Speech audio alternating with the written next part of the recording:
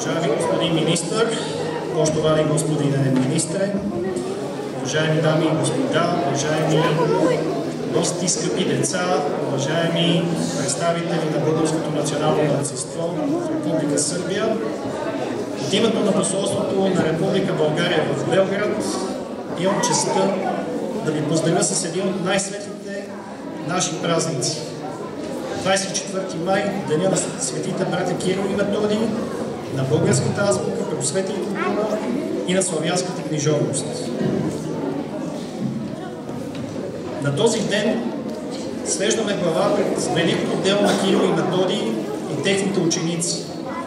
Онези духовни стълбове, които положиха основите на българската писменост и културна независимост.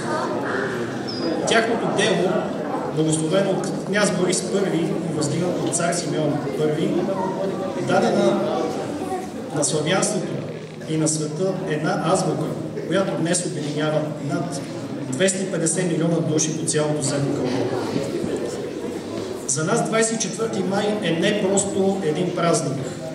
Той е символ на българския дух. Той ни напомня, че словото носи свобода, а знанието ни дава сила. Затова носете със себе си силата на българското слово и самочувствието, че принадлежите към народ със славно минало, народ, който и днес гради отстоява с дух и знание своето достойно място в света.